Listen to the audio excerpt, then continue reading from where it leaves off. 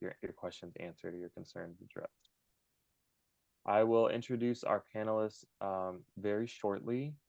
But for now, I just want to welcome us to this overall topic. Like, what is this? What is Smart Growth Arizona?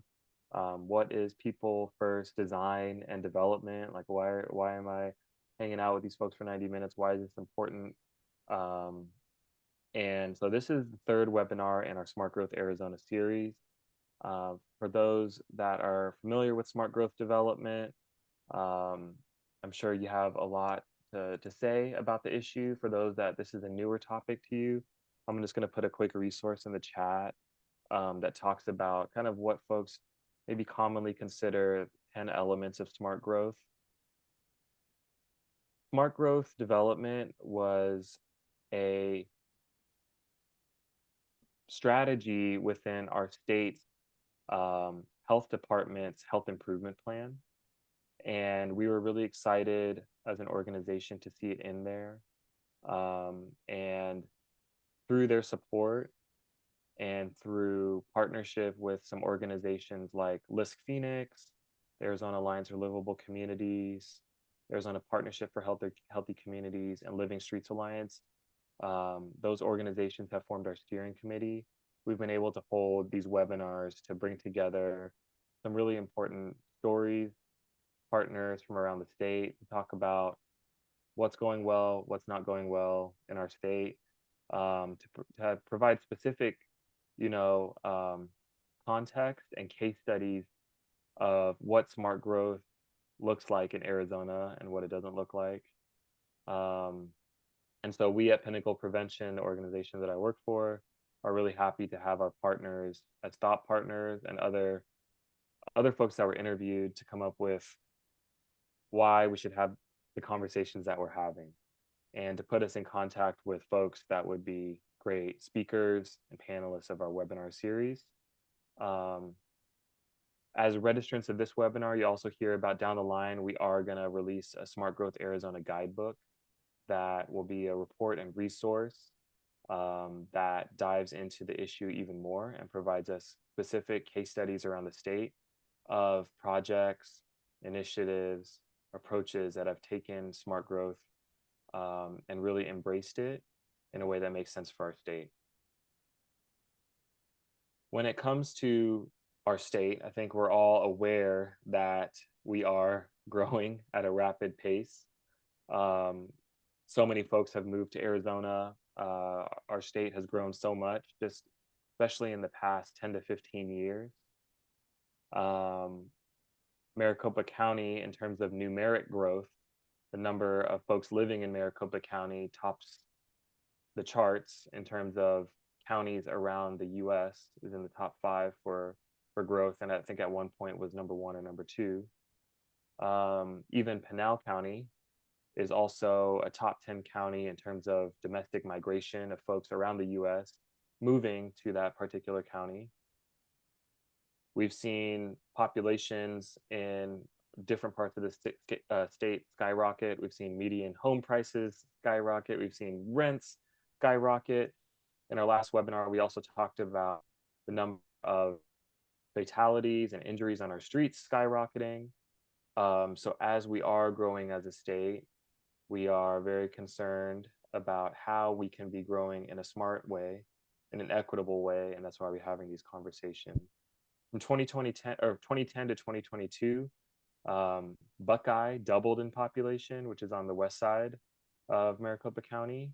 It's also the largest geographic city in the state in terms of geography, so there's a lot more room for growth.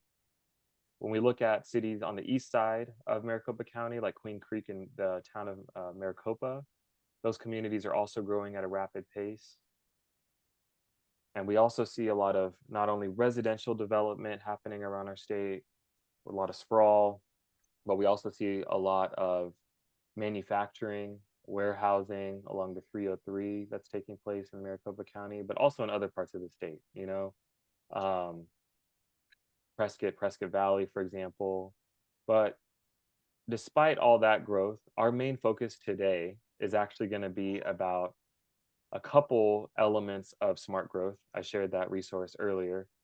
when we look at a couple elements of smart growth that resist sprawl and resist growth, a couple include taking advantage of urban design and directing development into existing communities. So that means, how can we build density into existing communities rather than building a new neighborhood outside of the city center? How can we do, um, you know, what folks maybe call infill development?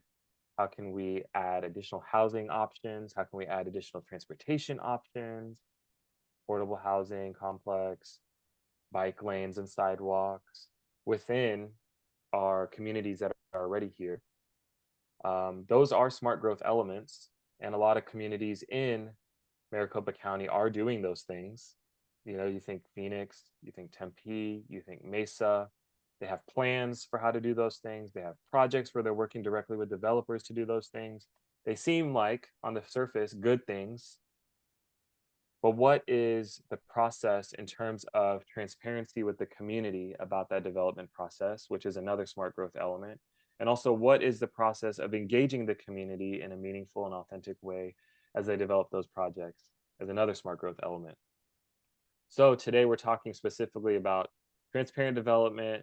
We're talking about community engagement, what it looks like now, what it could look like, what the experiences of our two panelists have been as folks engaging in this work, oftentimes either as a community member themselves or as a go-between between an institution and the community, the residents that live in our neighborhoods. So with that, I'm done with my kind of introduction. Thank you for bearing with me as I kind of help set the stage a little bit. I want to go ahead and introduce our two dynamic, awesome panelists, Augie and Sam. And then after that, we're going to go into our very first question where we can hear more from them um, about their experiences.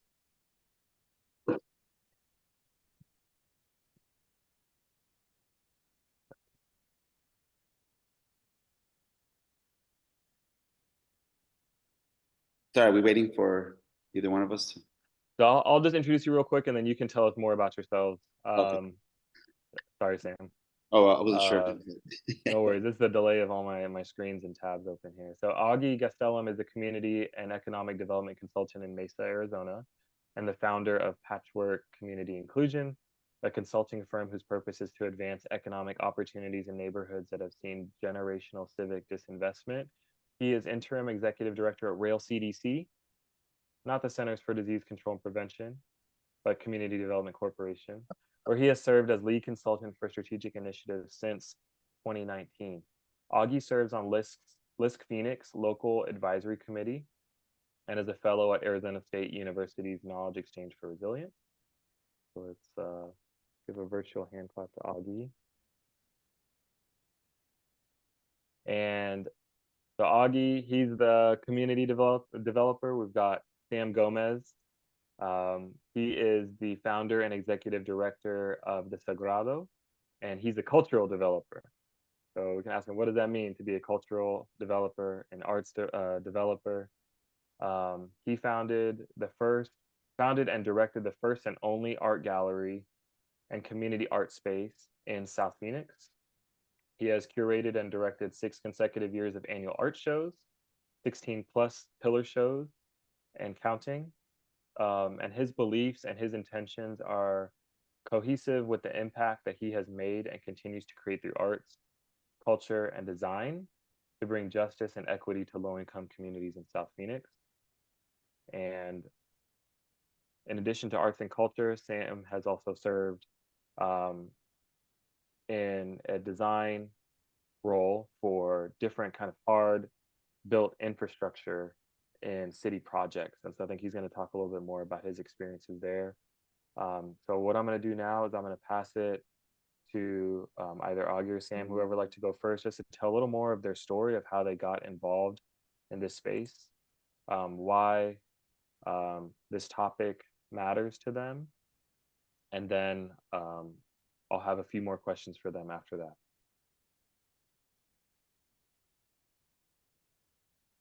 Go ahead, Augie.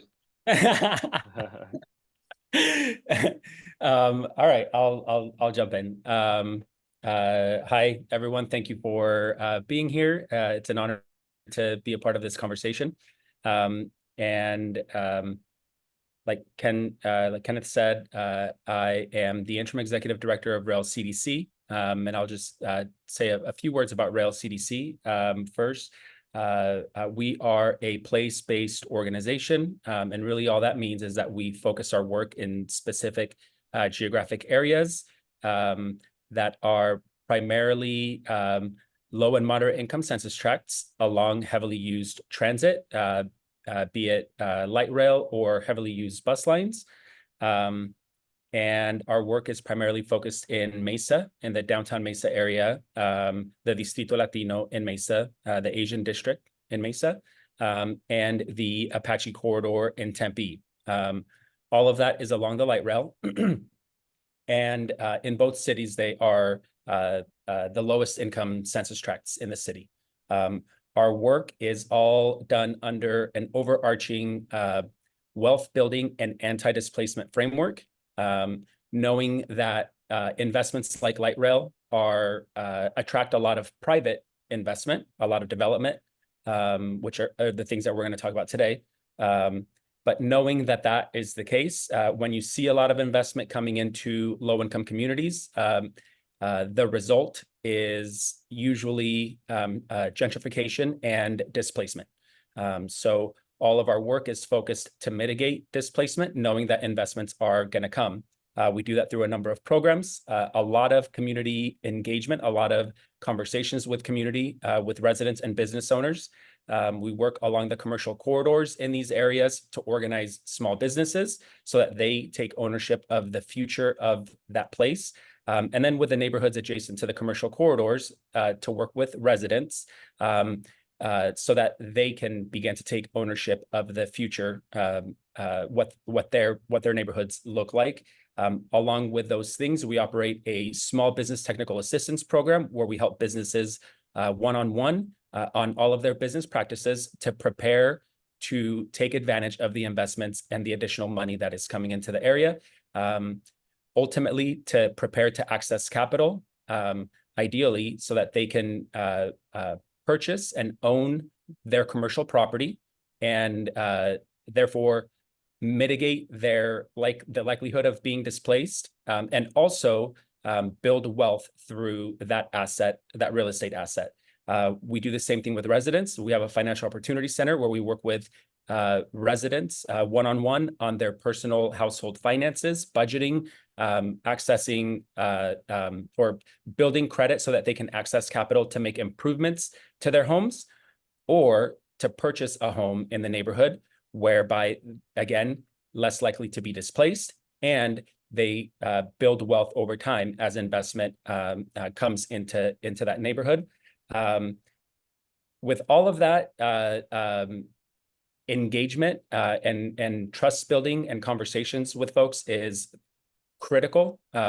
We can't do any of the other work without those things, and we'll get into a little bit more of that as the conversation continues. Well, thank you for having me. My name is Sam Gomez. I'm the executive director, founder of the Sagrado. We've been in South Phoenix since 2016, and a lot of our work is evolved around advocacy through arts, culture, and design. I think from the first month that we opened, we were asked to join a collaborative meeting specifically about the light rail that's coming. So that kind of started my advocacy work as far as making sure local artists get selected, or a majority of the local artists get selected for this light rail project in South Central. And that's kind of like where my advocacy work kind of started. And because of the time and effort and, you know, putting into this and working collaboratively with others, we were able to get, 95% of the artists that got selected were local, which was the first time that so many local artists got selected for a project this big. And so that just kind of continue. I mean, with the light rail construction and the businesses, we also identified and how the businesses were going to be having a hard time financially, but also how they're going to, be still, how they're gonna be able to stay here, as well as, how would you say, presentation, right? A lot of these small businesses don't have the funding to do these upgrades. So we were able to, with some sponsorships, with some of our shows, we were able to kind of collaborate with artists to do beautification with some of these businesses from the get-go. And that kind of continues into this day with some of the work that we're doing. And then as well as just like supporting local artists, we create several shows every year that are going on. We just had our 8th annual Mujeres de Desierto show this past weekend. And then we have our 8th annual Ancestral show coming up in October, all being done here at the Audubon Center here in South Central, because how many people show up. And that's just another like way of how we engage people as far as like the work that we do when we talk about advocacy and the different ways of advocacy. And sometimes it can get very bureaucratic. Sometimes people just kind of turn off because of the language or how it's being approached. And so we like to do it through the arts, right? Through the arts, through a peaceful atmosphere where people can actually have conversation without wearing their political hat or their CEO hat. It's just people, because at the end of the day, we're all just people that want to see our communities thrive and to be able to be at peace and to be prosperous. So the arts and culture has I would say even now more than ever is going to be something super important, and also how we're going to be able to continue, but also create the mentorship, right? As far as as we move forward. So a lot of my work it's advocacy through arts, culture, and design, and then we'll kind of go into the projects that we are involved in, past, present, and future, and how we kind of wrestle and how we pivot those conversations, but also how we're going to consistently trying to serve the community first, because we have to live and we have to walk around in these communities and stuff, so we don't get to go back into another side of town when things go sour or when there's a friction. We have to make sure that we're here. So we'll get a little bit more into that, and I'll be able to explain some of the experiences, but also some of the practices that we've learned in doing that to make sure that we're trying to be as successful as much as possible when we're doing these type of projects in communities. Thank you so much, Augie. Thank you, Sam, for providing that additional context and intention, to the work that y'all do day in and day out, whether it's directly with Rail and the Sagrado or, as members of your community. And so our first question, we kind of wanted to dive into the current state of affairs. If we are focused on people, and we have attempts to do community engagement, but it doesn't work, or causes more friction. Oftentimes, we see community engagement online. We see community engagement related to just a specific project. We see opportunities to engage that maybe aren't accessible to most people, whether it be place, language, bureaucratic language, not just like the English versus another language. What's kind of your experience been seeing the status quo community engagement? What has that been like? How has that impacted communities where you live and where you serve?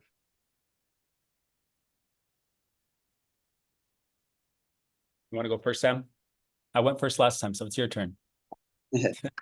Well, I'll go into pretty much kind of like my experience right now or past experience. When I first started going to, like, I would say just as anybody, as a community member or a curator of an art gallery, and you go to these meetings, if it's with the city or bigger organizations, at first it's intimidating, right? Because you don't know some of the language, you don't know any of the context, you don't know anything. You're just kind of going into a new country in a sense, and you have to understand the law of the land and all these other stuff. So like you're just kind of grounding yourself and trying to figure out who's who, what everybody does, how long they've been doing it. And I think off the back too, it's like, we get into like the whole trust thing, right? Like, can we trust? Who do we trust? How much can we share? How much truth can we talk? And so I think with just kind of like with the light rail, and I'll kind of start there. Well, let me go back a little bit. I think one of the major catapults that really I started advocating when I started getting into an advocate role was when I was asked to create a what it would be called a concept for a Central Avenue bridge. And I was asked by the mayor, well, now Mayor Kate Gallego, she was a councilwoman. And so I was asked to participate or to lead kind of like a vision for the South Central Bridge and what that can actually look like. And to create more like a point of pride, create something that people will feel proud of, and something that people just can engage with. And so let me share, let me see if I can share my screen here, just so I can kind of show you as I'm talking about it. Let's see here. I need to kind of, let's see here. Sorry, I'm having, how to close this out. It happens to me every time, Sam. I got two Yeah, screens open, and I'm like, where did it you, go? you do the run through and everything works smooth through the run through, but then when it's time to, you have these issues. I'm just trying to close off the notes, and I'm like, how do I close off the notes when my, I might be able to pull it up for you. yeah. Let's see here. Well, let me try to figure this out, but I'll kind of walk through. So I was asked to come up with something, and what I did is I have a photographer background. So what I did was I started engaging with people at the Rio Salado, taking pictures from the south on the bridge at sunset and at sunrise, talking with the people who use the Rio Salado if they're jogging, walking, taking pictures of the birds and whatnot. And I started kind of engaging community that way naturally, just to understand like how they use the space, what is it that they would like to see, and other things like that. So I kind of started, what I did was, I started kind of picturing it, right? As I started kind of like painting it in my head of what this would look like, what this could look like if it's a rendering and whatnot. And at the time I had some partnerships that I was going to these meetings with some architect groups, specifically Gold Evans, now called Multi Studio in downtown. But I wasn't sure, like how to ask for help, right? Like pro bono work or something. Remember, I still have my resident, I'm a gallery owner cap on. I'm really not a partner or an experienced person doing this type of work. I'm just kind of coming in a little bit, wet behind the ears on these type of conversations.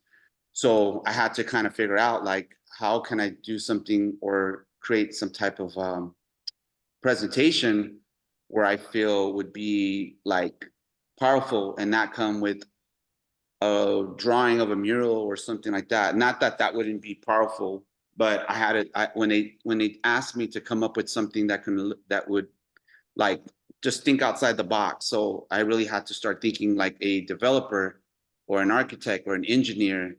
And so I was able to come up with the rendering.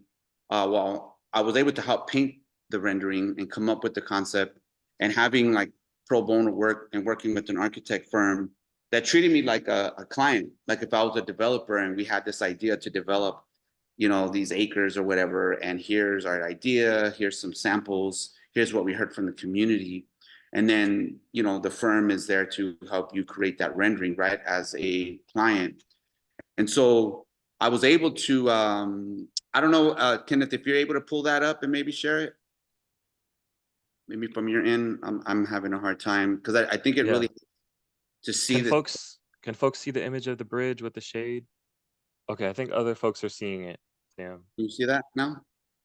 It's with like the shade that goes down, and there's like the see-through glass. Yeah, so right? Okay. So if you can see it, so Yeah. I was able to come up with this image with the help of Gold Evans, and as you can see there, where the people are standing there, there's it's supposed to be like etched onto the ground, which is the Hugam engineering canal system. you know, so then we were able to create like a kind of educational component to it. And there's some other renderings that are not here right now, but they had that we had like a little structure on there that identified like the walking and the bicycle trails down there.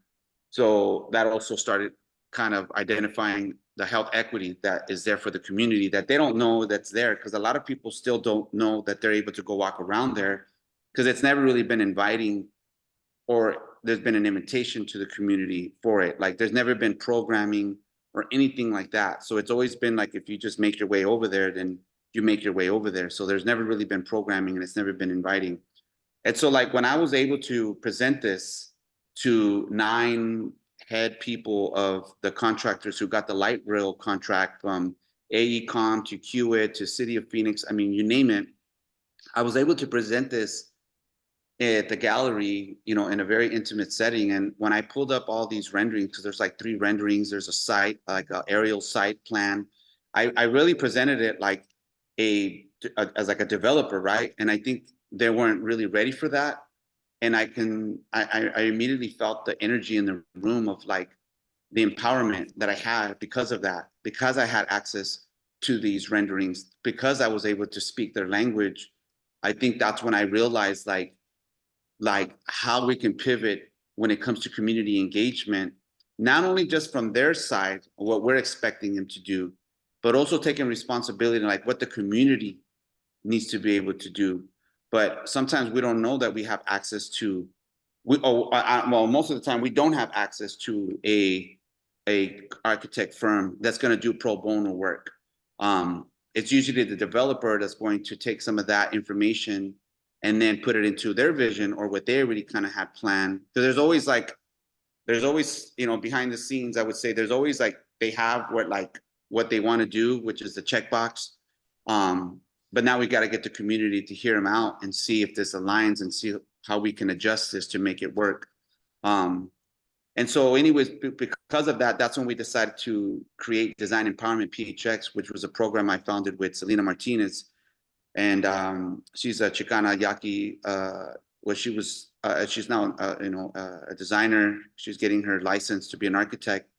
So we started teaching youth about design thinking and what that looks like when you have that language down, and when you also are able to have access to these tools and advocate for your community coming from an architect and engineer language, right? Because we don't have a lot of architects and engineers coming in from low-income communities that are representing the community.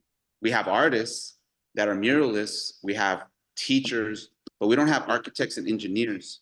So when you have those people at the table and they're coming from the community and they have that cultural identity in mind and practice and their background, they live, they pray, they work there. It changes the whole dynamics, and it really starts pivoting the power structure or the power at the table. And I think that's kind of like where I really started getting like the advocacy and understanding like how it's important for community to have the same access to these language and tools and these processes that the city and bigger developers have. If not, it's not really it's not fair at the table. The engagement's not going to be fair. And so that's kind of like where I would say that's where I really started like honing in on, and I really started using that kind of from that day is where I really started. It really opened up my eyes, and I just now, and then I realized like the community engagement will never change unless we all have the same tools at the table, and we all have access to that funding. And sometimes we're giving a restriction to work with, and so then the community is not going, you know, they're not going to really think outside the box, or even their process is not going to allow them, right? Because they're already given constraints, and that's also oppressive. So I kind of want to stop there a little bit and just kind of like that's where I got my, you know, feel for doing this advocacy work. And then and then how this led to projects now with the current bridge that we're contracted in. So I'll kind of stop there and let Augie kind of jump in there, and we'll just kind of go back and forth in these phases. Thank you, Sam. So when I think about the current state of community engagement, especially as it relates to projects like the bridge project, to projects like light rail, to projects even like a development project that's happening in our community, or a street project that a city is involved in. The community engagement, I mean, it's been the same general process for decades, for as long as I've been involved. And usually community engagement is run through whoever engineering firm was selected for the project, or whatever architect was selected for the project.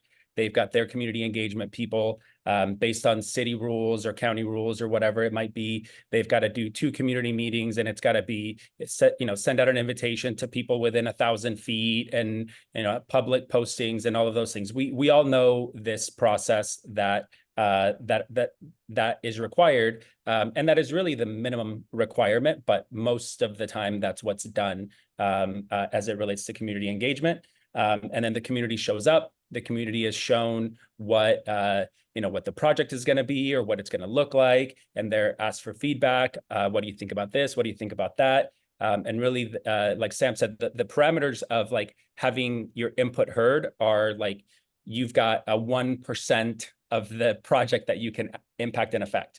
And at every step of the way, the architect firm is being paid to do that and to be there. The engineering firm is being paid to be there. The city employees are being paid to be there. Community is invited to ask to come and participate on their time. And then their input is, for the most part, just it's heard, but it doesn't have a whole lot of impact. And that's just the system that we live within in most cases. And so when I think about the state of community engagement related to this stuff, it's broken. It doesn't work. We all know it. We all talk about it. Cities know it. Developers know it. Everybody knows it, that it's broken. And it actually works against community. It works for people to not feel like they even want to participate, because they know that their voice ultimately doesn't matter, or isn't going to be taken into consideration. And so I say it's broken, but it's actually working exactly the way that it's designed to work. It's doing exactly what the outcome that is. It's designed for this outcome, whether we want to admit it to ourselves or not, or whether people in these fields want to admit it to themselves or not. It's working perfectly fine, and exactly as it's been designed. But we know that's broken. So what are we going to do about it? How are we going to, whether it's advocate or, we talk about smart growth, and it's great. Like, we can think of in these like large concepts of what smart growth is. At the end of the day, people who live in the neighborhood, people who are on the commercial corridor, the people who are experiencing their place every day, they know what smart growth is. They know how to get to smart growth, but they're not the ones at the table designing what those things look like. And not just like the visual design of what it looks like, but the process of how to get to from point A to point B. Like, they're the experts. The people that are with a lived experience are the actual experts. The professionals that Sam talked about, the architect, the Gold Evans, they're great. They're a great firm, and I didn't, whatever the name, their new name is, they're a great firm. They actually have a really great community engagement sort of perspective. But they're experts in designing what a place could look like. They're not experts in every place that they're designing for. And so the earlier in the process and the more often community can be engaged to be a part of that what the end outcome might look like, the better off Gold Evans is going to be, because they're asking the experts for their input on what should go in their place. I'll give an example, and it's actually with Gold Evans. Gold Evans was selected to do a redesign of First Avenue in downtown Mesa. They received a $500,000 contract from the city of Mesa to reimagine what that street could look like. There was a whole lot of community engagement that went into it. It was a really great process. The outcome was beautiful. Really, they took into consideration a lot of the things that the community wanted, because within their budget, they were, this whole engagement process was a part of it. Rail helped to get folks to participate, and really got a lot of turnout. We did that on our dime. We did that on our time. We were not a part of that contract, but we did it because we cared. But like, we can't operate on just caring, right, in the long run. But it turned out great. Beautiful, beautiful design. The project itself was then going to be $20 million to build. And the city manager said, oh, it's too pretty. You did too much of what the community wanted, which makes it more expensive. And so we're just going to put it on the shelf. And it's been on the shelf for the past, 6 years. With that, there was a moment where First Avenue was then being restriped. Every city street gets the slurry seal, and it gets restriped. And so we asked the city, hey, why don't you restripe it in the way that Gold Evans designed the layout of that street to look like? Because the street is, I think it's like 90 feet wide. It's one lane of traffic in each direction. So it's a giant lane with angled parking that is, the parking's 30 feet deep. And so we said, why don't you restripe it in the way that Gold Evans designed or said? And they ignored us, but we kept pushing, and we literally drew out on a piece of paper, took the really, really pretty design that Gold Evans put together and drew it just as a line drawing of what the street would look like, just based on the width of the bike lanes, the protected bike lanes, where the parking would go, where the width of the lanes of traffic.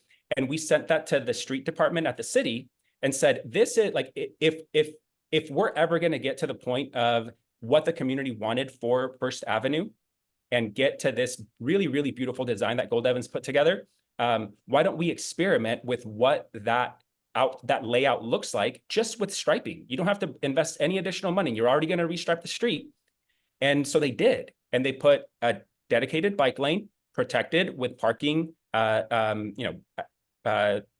spot as the protection to the bike lanes. And now we have the street functioning in the way that this design is going to ultimately look, what it's going to look like if it ever gets built out in the way that it was done. And so I share that because we make these investments, we, the community, that was taxpayer dollars, so it was my dollars and all of my neighbors' dollars. We make these investments, $500,000 to design this street, but the end design is too expensive for the city to make the investment. And then we just stop there. And now the community as a whole is feeling like, okay, we're even though they listened to us in this case, our opinion isn't worth anything, because now it's sitting on a shelf when we can actually take that plan and incrementally get to that place, which is what we started doing on First Avenue. And so the more we can think about how community engagement outcomes can then incrementally go from step 1 to step 2 to step 3 to step 4, 5, 6, 7, 8, 10 to get to that finished product, every one of those steps, you're showing the community that their opinion matters, because you're getting one step closer. Even though we're not going to make the $20 million investment right now, we will make a $30,000 investment to get one step closer to that 20 million. And the community feels good about it. So if we flip the current community engagement methods upside down and actually listen to community and then begin to implement incrementally, you're going to get a lot more participation on an ongoing basis. Thank you both. I think there's a lot there. I want to circle back on this idea of incremental and how to do that and the benefits of it. So I'm gonna pause that. I'm gonna hold on to that for a second, and then I'm gonna circle back. So you guys both touched on kind of the current process, how things typically go, what engagement typically looks like. I heard Sam, you mentioned kind of check the box. All of you talked about some of the kind of methods that are typically utilized. And I want to circle back, Sam, to your story of the Central Avenue Bridge and how that seemingly was very different from the status quo. Here you are, an artist in the community. And I've heard when we first met, pre-pandemic times, I heard you tell the full story of the Central Avenue Bridge and how what the process was to coming to that design. And then I know there's a question in the chat, Sam, just so you're aware, that someone asked, how were you able to draw the community's vision into that as well? Not just your own vision, but the community's vision. So I heard you talk about this, and maybe you can expand on that a little bit. But what was it like to be invited to the table to help create that design and then see how things actually unfolded? Can you expand on that a little bit? Yeah. Because we talked about status quo. Here was it seemed like it was headed in a different direction, but then ultimately what happened? If you're okay with sharing that. Yeah. And well, with that process, remember, this was my first time really doing some type of engagement with some type of potential project that the city's asking me. And as I went into the process and I was able to get these renderings and get some language, and I was able to do my first engagement, that PRC, Phoenix Revitalization Corporation, EVA, invited me to one of their monthly meetings on 7th Avenue in Buckeye at one of those apartment offices. And there was a community meeting there, and I was able to present there. This was my first time presenting the project and the potential of it and whatnot. Not doing that was probably my first engagement as far as or introducing some type of project like that, right? So I'm still kind of like just going with the flow. And but before I did that, as I engaged people in the community, it was mainly site specific. I spent a lot of time here at the Rio, as I was doing at the time, taking a lot of pictures of sunset and the sunrise. So I would just make kind of small talk, specifically with the people who are like utilizing the space versus me talking to somebody off of 19th Avenue and Baseline or any of that. I was just like, let me go where this place is at, where they're gonna, potential have this project. And let me talk to the people who are utilizing the space already, the natural programming that's already happening. So that's when I was able to like figure out, the educational component, right? Like how people are going to be aware of like what this place is, what even the Autobahn is, right? Because a lot of people didn't even know that, oh, I didn't know you can walk in there. What do they do there? I thought it was just for Parks and Rec. So it was always, so it kind of like, there was a lot of things that's like, okay, this project has to be one. It's like, we use this bridge just to, from one side to get to the other side. But this bridge is also what was like here to separate, to segregate the Rio Salado, the train tracks, the freeway, all that redlining.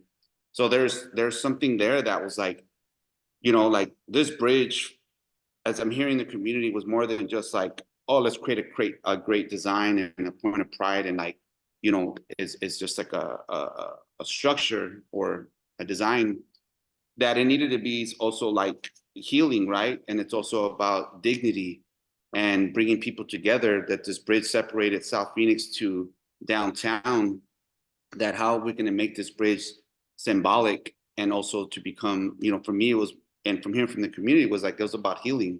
It was about reuniting, and it was about engaging people to this Rio Salado habitat that is here. It's theirs. It's a great asset, but it's not being inviting to the community or allowing the community to participate, to be stewards of it, right? To be stewards of the river.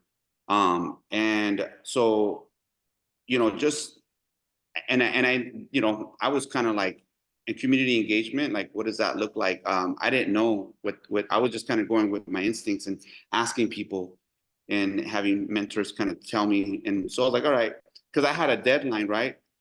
This was asked like December 18th of like 2017.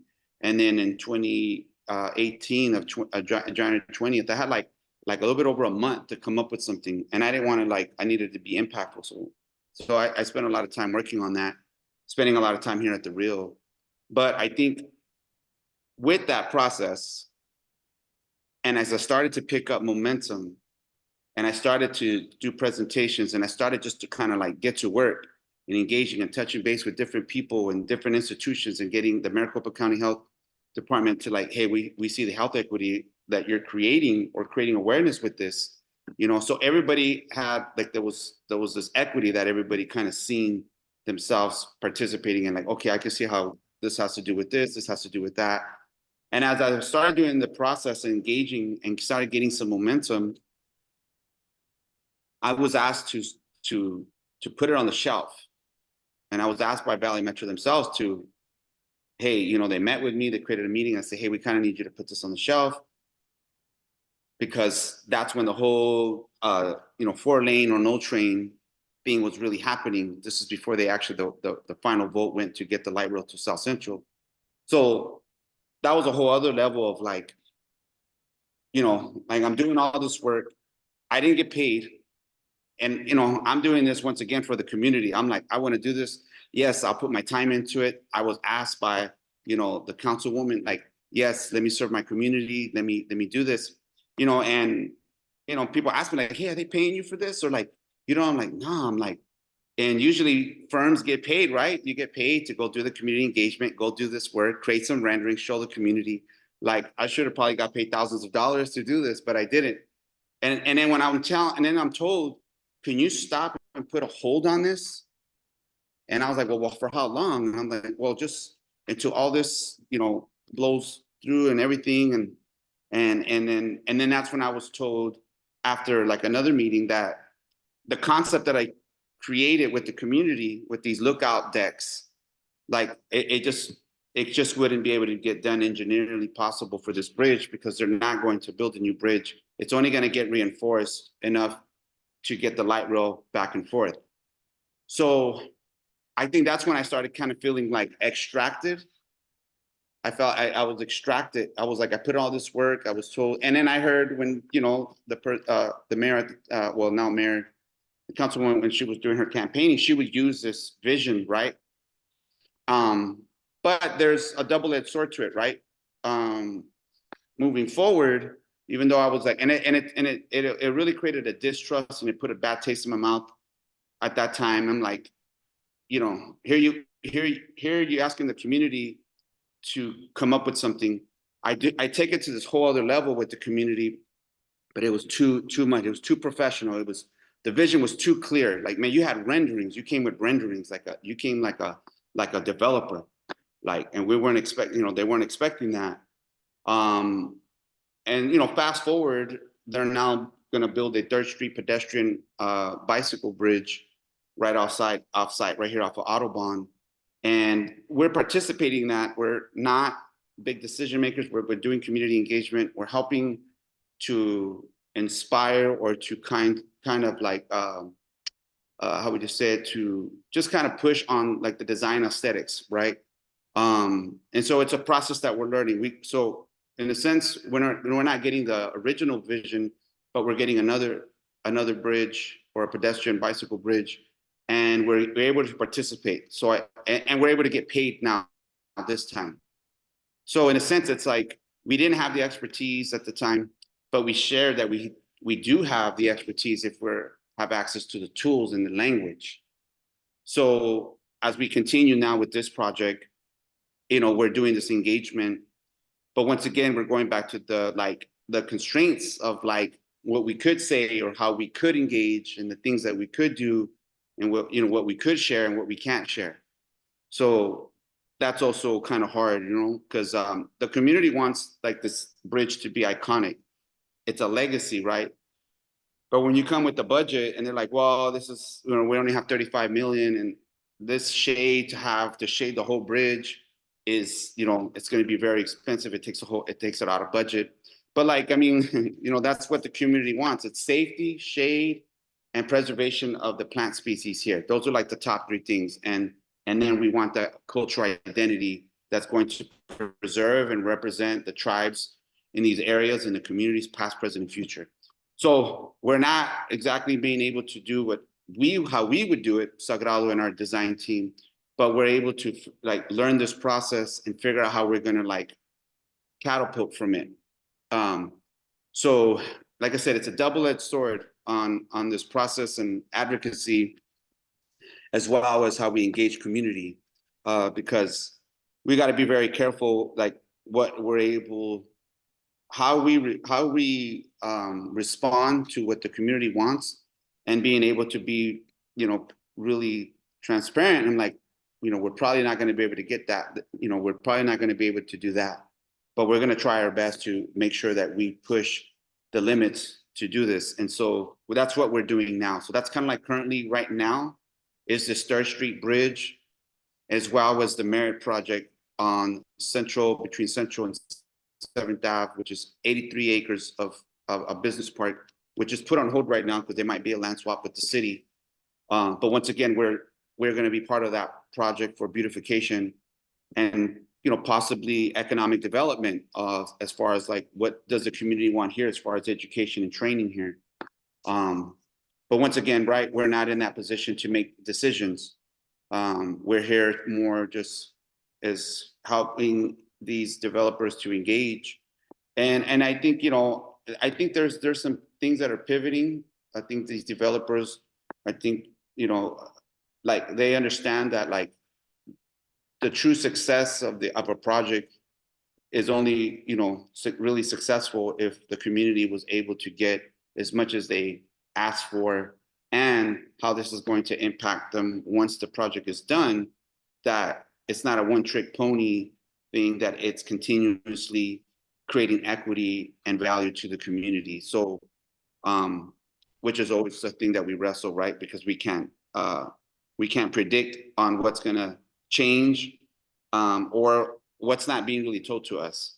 So I'll kind of stop there, but that's kind of like currently right now is like the projects that we're in and how this is connected to some of the work that we did, what I did pro bono, and how I've been able to leverage that to actually get paid to do it. But now it's like, our goal is, how does a group like Sagrado, when we talk about like, we're not just an arts organization, where I call it like, there's a community development corporation, but for me, it's more like a cultural development corporation that works with the same kind of process that the other CDCs do, but we come at it more from an architect, coming from the community like approach.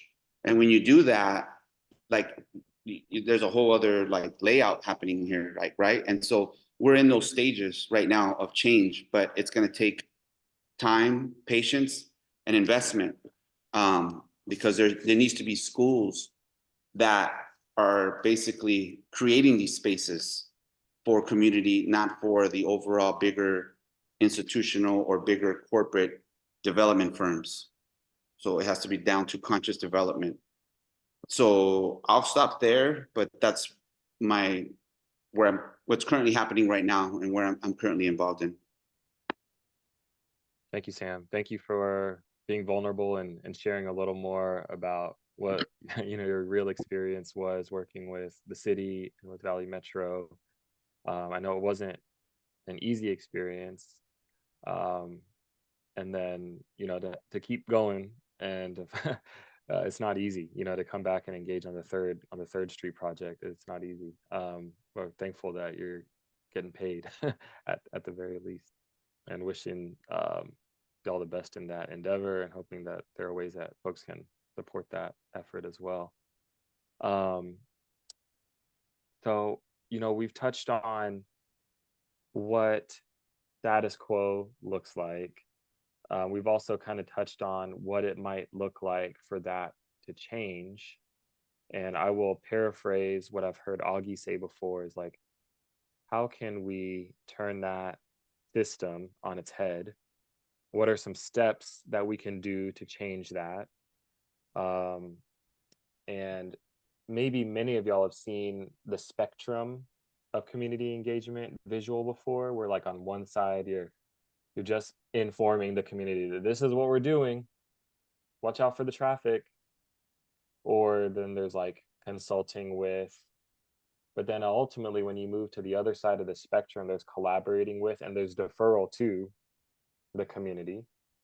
So what have you seen, or what do you recommend institutions or those that hold power do to get to the collaborate with and defer to, whether it be funding, kind of like we talked about, um, or any other kind of solution? I'll jump in here. I think first we have to be having honest conversations and like speak in reality, without the fear of someone's feelings being hurt, just so that we are clear that things are not being done well in general. Not everyone, or it's speaking in generalities, but we have to have the conversations openly and often, because no one's going to change until there's a little bit of discomfort and an understanding of, okay, yes, now we've all known it. Now we're all talking about it. And so we've got to do something about it. We can no longer just ignore it. So I think that's the first thing.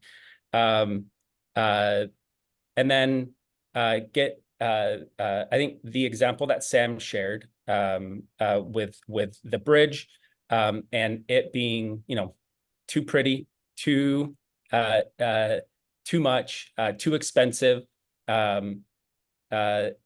That's a part of why community isn't engaged in the process from the early stages, because they're going to come up with something that works for them for multiple purposes, not just the utilitarian purpose, but like for multiple purposes. And it might be more than more expensive than originally, imagined. But even with projects like that, like those things can be done incrementally on a small scale and on a large scale. A finished project can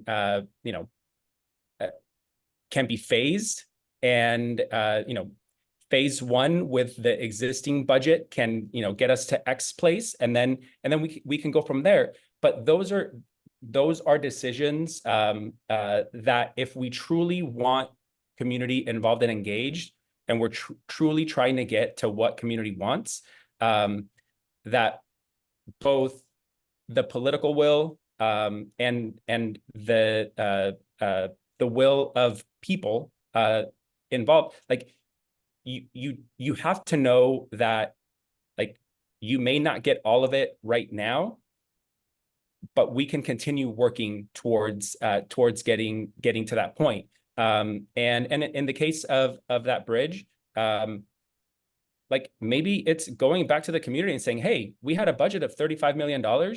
This thing's going to cost $45 million. What do you think about that? Like, are you willing to invest an extra $10 million of taxpayer dollars to get to that point? The answer might be yes. The answer might be no. But at least you're putting that question back out there to community, instead of just saying, hey, we're going to have to put this on the shelf because it's more expensive than we originally thought. So I think just like the big shifts, just in many cases are mental shifts. I'll share one other example, and we don't know what the outcome of this is yet, but I'll share this. In Tempe on Apache Boulevard, city of Tempe had a parcel that they wanted to put out to RFP for an affordable housing development. And that was the parameters. It has to be an affordable housing. It has to include rental and home ownership, and there has to be community engagement. A part of the point selection or point system for award includes your community engagement strategy. So COPA Health bid on the project, and they hired Rail CDC to do the community engagement before they put their proposal together. We did a series of pláticas, conversations in the neighborhood, to ask people first. And this is a neighborhood that we've been working in and have relationships, and so we had these meetings, and before talking about the development site, we talked about the neighborhood. What do you want in the neighborhood? What do you want, like, as a whole? What do you want this to look like? We did exercises, again, like Sam said, using art and creativity as a tool to engage people. And we had people come up with ideas, and then we did a walking audit, and walked around the neighborhood and identified the things that they wanted. People want more shade. People want lighting at night, pedestrian lighting. People want a pathway from the street to Apache Boulevard so that they can access the light rail easier. All of these really simple, basic things that they want for the neighborhood. After having all of those conversations, we then talked about the development site and said, okay, based on all of these things that you've talked about that you want from the neighborhood, here's the site. What of these things that you said you wanted can be implemented within this project? And then this developer can put that into their plan to submit to the city. And so we did that, and they wanted shade. So we said, hey, on the site, this is where trees should go so that there's shade along the sidewalk. When you put lighting in, because you're going to put lighting in, make sure that you put pedestrian scale lighting, even though this is one small site where there's a lot of other vacant land around it in a neighborhood. Like, you are now proving the concept that this idea that the people in the neighborhood have can work, and you're going to make these investments anyways. You're going to plant trees, you're going to put light, you're going to do all these things. Now do it in the way that the community wants the whole neighborhood to look like.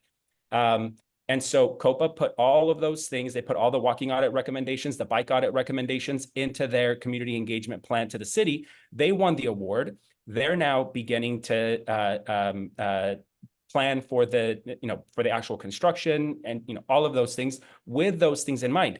Now, Rail CDC was hired to do that with the community. We also compensated people that came to the meetings and all of that to make sure that their voice is valued, because we can't do our job without them. Now, if COPA Health doesn't follow through on the things that they put into their plan, COPA Health isn't going to be the one that the community goes to and says, hey, what the hell? They're going to come to Rail CDC, because we're the ones that worked with them one-on-one. And so now our responsibility is to make sure that COPA Health is following through on the commitments that they make. If a budget doesn't allow for those things, okay, let's have a conversation about what can be done right now with the budget that you currently have to get to the point of what the community wants in the long run. Not just like minimize and make the changes that you want based on the budget, but like, how can we continue to keep the community's voice in those changes, and then keep the community informed on why those changes are happening and what the future planning might look like. But that responsibility falls on us, not on COPA. COPA can do whatever they want and just, and they're going to make their money, they're going to, do their development, they're going to have the long-term asset, they're like all of those things, like that's going to already be in place. And nobody in the neighborhood is going to know that or be mad at COPA Health for not doing the thing. They're going to be mad at Rail CDC. So as community-based organizations, like, and Sam, it made me think of this. I made a note of it when you were talking. Like, you are being asked to do the community engagement on this project. You are the one that will be holding the bag at the end of this. If it doesn't happen, if it happens in a bad way, you're the one that is facing the community, not the city, not the engineering firm, it's you, it's Sagrado, right? So we hold this responsibility. This weight is put on these community organizations that are working with community. And like, that has to be understood, and it has to be communicated on a regular basis to developers, to cities, to large institutions, because like it's not okay to just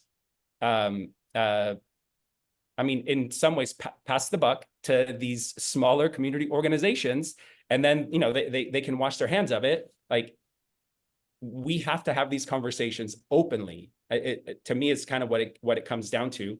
That this is the damage, this is the trauma, this is all of the things that have happened historically to people can also happen to small organizations if we're not careful and if we're not having open conversations about it. Yeah, thank you both. Yeah. Oh, go ahead. Sam, there's just one question in the chat for you. So I'm just going to read that off first from Kate at LSA. So as part of the Bridge project, was there partnership with housing justice organizers as well? In order to work together with the cultural and design piece, plus things like affordable housing demand, like was that part of the process? Hold on. Can you repeat that? I didn't hear you that good. Oh, sorry. I think, yeah, my microphone, I need to hold it a little closer. Can you hear me now? Yeah. As part of the Bridge project, either, Central or Third Street, have y'all been working in partnership with any that are doing housing justice? And Kate, feel free to jump on, and if the question needs to be reframed after hearing some more, anything like that, please. But yeah, we worked with the housing community to incorporate anything related to design, accessibility, stuff like that on those Bridge projects? No. So what I've discovered, and I think I've been saying this for for a couple of years, when we knew we were going to go into these contracts. So there's 1, 2, 3, I would say like 4 projects happening right here on the Real. There's the Third Street Bridge, there's the Merit Project, there is the AZ Fresh that's kind of down more on 12th Street. You got the light rail. And so when we're talking about, and you have different groups that are out, trying to, bring housing here to the Rio Salado. You have people that want to bring retail, and you have all these different groups on the side that are looking to do that, while you have the bigger entities like the city and the bigger developers that are getting the contracts to do this work over here. What I've noticed is, and this is something I'm trying to facilitate, and I think to kind of answer your question, how this is all cohesive and how this is being in all these different developments next to each other are being done in harmony. And I explain, I share the analogy. It's like, you have a community being built, right? It's a new community being built, and you have people building their houses next to each other. But nobody's talking about how they want the park to look like, the sidewalks, the connection, the harmony there. And so what I've identified, that there's a lot of development happening over here, but they're not talking with each other. So there's a disharmony happening. There's like, it's just not good, right? It's just not good. The harmony here right now, and how everything's everywhere, it doesn't feel good to me, because I'm involved with a lot of these projects. We're here at the Audubon, where I'm at right now, and we help with arts and culture events here. And I consider this as part of like Sagrado's work, is to cultivate Audubon with arts and culture, and to bring more people through those portals of arts and culture. So I'm thinking more like a master plan, right? There's no master plan here for the Real. And if there is, I don't know about it, and other people that I know don't know about it. But somebody knows somewhere. There's a big vision of how this is going to end up. And as time goes by, every other 2 weeks or a month, people tend to want to share something with me, and I'm like, oh, I didn't know that. Really, right? You know what I mean? And it's like, okay, so we're always trying to do the Scooby-Doo, right? Look for the clues and solve the mystery.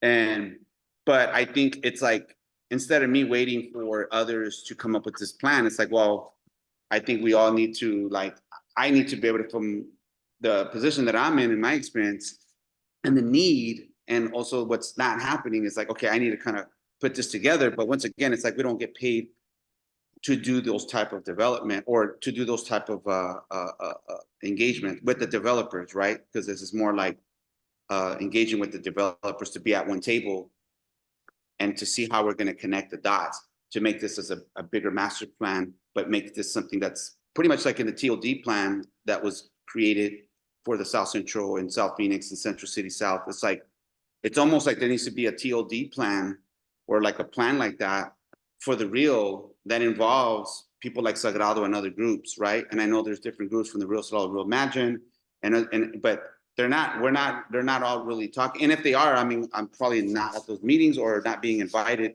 or it's just not, there's really no clarity there, right?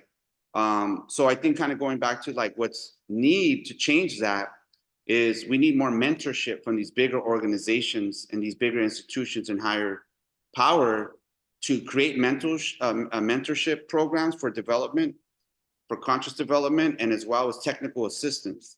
Like I got technically assisted by Gold Evans with these renderings and other that. Like so, like we need to have more of that. So then we are able to lead these developments, you know, and then we get to hire, like kind of reverse it, right? Let's just say Sagrado was going to build a bridge, another bridge somewhere on the Rio Salado, and we're going to be designing it with the community, and we're going to create something iconic. Like people around the world are going to come to this bridge. It's the new point of pride. We're creating cultural tourism. That's what we would do for this bridge if we were the ones leading it. And we're the ones who hire the other engineer groups, the architects and whatnot. So like, but we don't really have that experience, right? Like it's not that easy. So I think it's mentorship and technical assistance. It's like that I am seeking more of for Sagrado, because I feel like, and if we have that, we can create that generational, right? And this goes back to a design school, an art and design school that we're in the preliminary stages of language and doing some of that at the gallery now, you know, and kind of grow that, right? So like, what does this future development look like, and what it should look like? But it all starts now from the tools that we have access to right now. So like, you know, in my toolbox, I only have so much tools in my toolbox, but I have to kind of leverage that and be a little bit more creative and a little bit more aggressive in order to try to make sure that I'm at the table or bringing other people to the table, you know, at these talks, right? Because a lot of times, once again, when there's community engagement, it's at 10:30 a.m. on a Tuesday, and people are at work, you know? So once again, we have to kind of change in how we engage with people. And sometimes it doesn't have to be like super political or bureaucratic or all this stuff, and extracting more information. So another thing that I found in community, and I heard this echoed, it's like the community has been asked so many questions for a long time, right? Like there's so much information and data that's been retrieved from the community. We got to go back and start kind of implementing some of that stuff that they told us 5 years ago.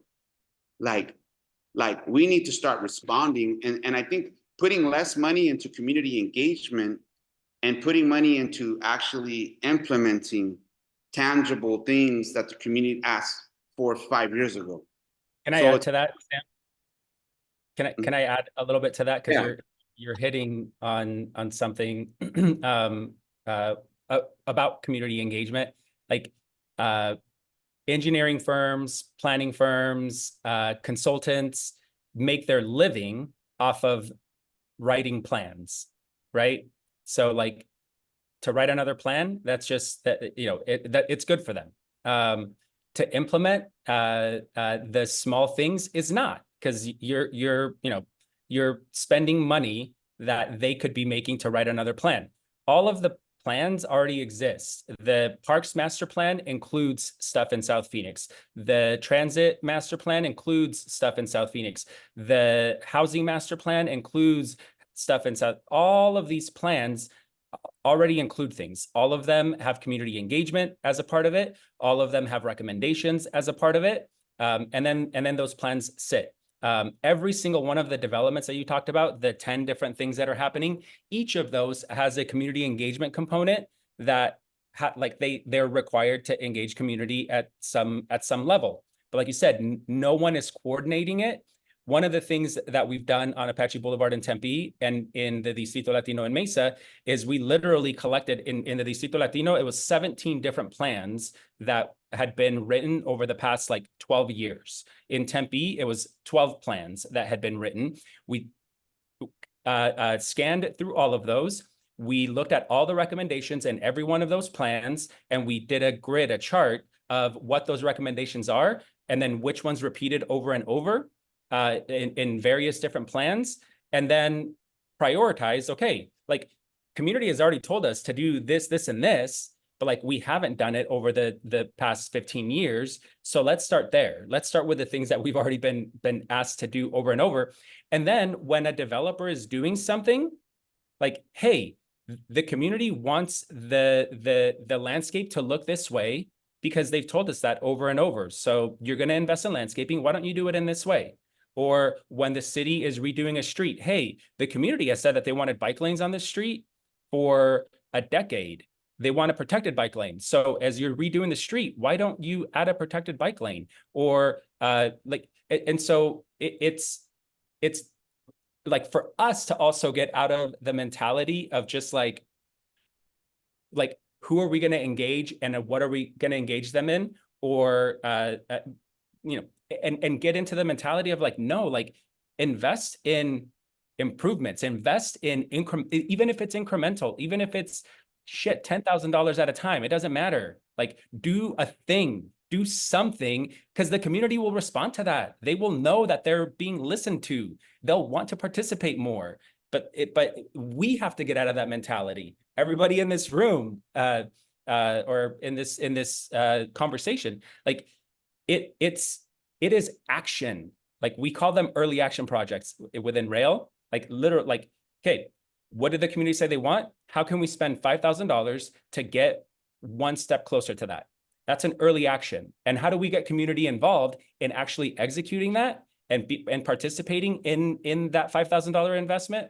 So that they're the ones that are not just seeing it, but they're doing it. They're participating in the improvement. And then that's going to get us closer. That's going to get them closer to seeing that like we can get to the end result, but like action. Right. Mm-hmm. Thank you, Augie. Thank you, Sam. We are down to our last 4 minutes, and there was a lot of wisdom from the two of you that was just shared that I hope folks are noting, making mental notes to share with other folks or to implement in your own work. You know, mentorship, technical assistance, taking a holistic view to planning, not just that specific housing project, engaging early, funding the organizations that are involved, incremental implementation, coordination of different plans. We don't need to do another plan on top of another one and another one. Not duplicating efforts, revoicing what's already been voiced from the community, showing the community that you're listening, including community in the action. So these are all things that folks, we hope, can be centered, put into practice by institutions that are engaging community. We're seeing a lot of good stuff. One question, how can we contact you both to gain more information on your project? If you have a way to put your information in the chat. We have one question before from the audience as we wrap up here. I know I had more prepared, but any burning questions from the attendees? Thank you all for engaging, participating. You can see why these things are 90 minutes and not 60. We could go for 2 hours. Yeah.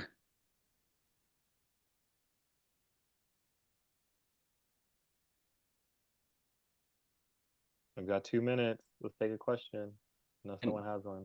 Andrea, so Andrea put a question in the chat just about how we got access to all of those plans, and it was literally just like looking for them. And some of them are city plans, some of them were community plans, some of them were plans that ASU had put together over the years. Some of them were like just like literally researching, and like I found a blog that someone wrote 15 years ago on a plan that all this community engagement that they did that was just like obscure and but just it was literally just tracking all of this stuff down: economic development, housing, planning, parks department, all the city stuff, and then all of the community organizations that have done this sort of work over the years. And now I have all of those plans in a file, in a folder, for Mesa and for Tempe that I can go back to and reference.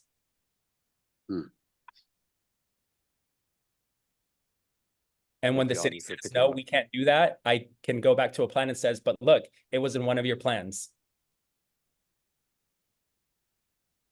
Thanks, Augie. Thanks for picking up that question from Andrea.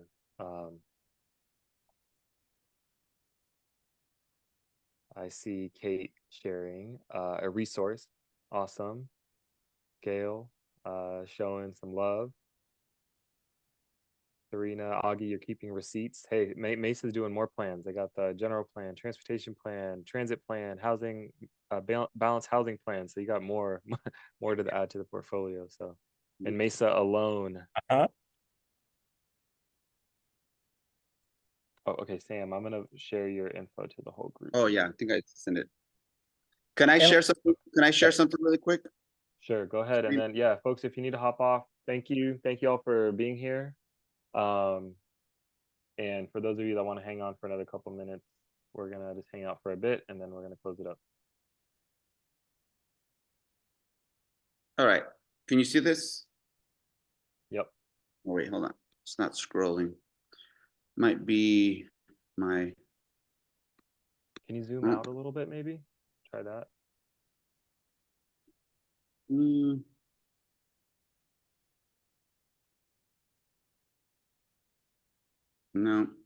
Here, Anyways, let me get it for you.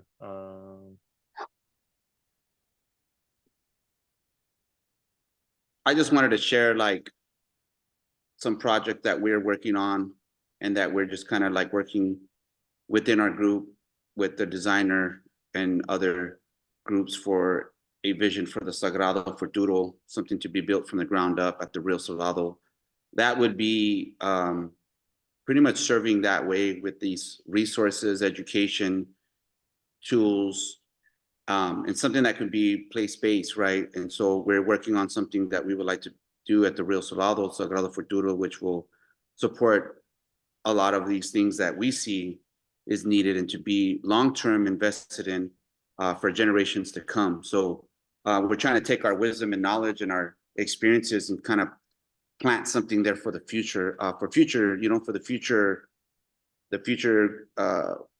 developers and conscious developers and healers and artists and architects and urban planners and stuff. And like, how do we create a space where it's done in a certain aesthetic or with a certain mindset versus super institutional, right? Because it's only going to serve the corporates, and which is not always a bad thing, but we just need to kind of balance things. And I think things are lopsided right now when it comes to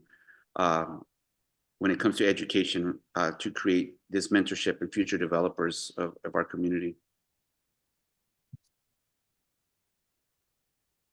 I'm not sure if you're able to see that or not, but Yep. Yeah. So yeah, it's just a rendering, and then down here it just breaks down, and then we did a site plan of something that's still available. So we're just kind of working this from within, like if we were going to develop this and go after an RFP for it, or put out an RFP for it, or go after an RFP, we're going to try to get ready for that. So it's almost like we're creating our own, like we're going to try to do something that's probably impossible in many people's eyes, right? But I think we're going to try to, I think we deserve to try to do this, and at least try to attempt to do something that's maybe impossible.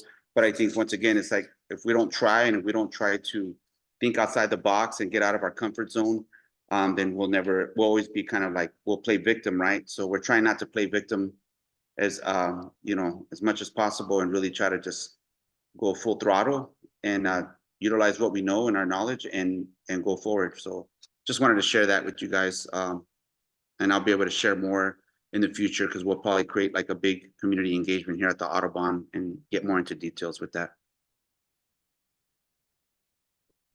Wonderful. Well, we will do our best to spread the word when that time comes. And thank you again, Sam. Thank you, Augie. All the prep, the time today, the energy, pulling you away from other important work that you're doing. But we hope that folks enjoyed the session. Cool. Thank you. Thank you, everyone. Yep. Thank you, guys. You. Take care, everyone. Bye. Thanks. Bye.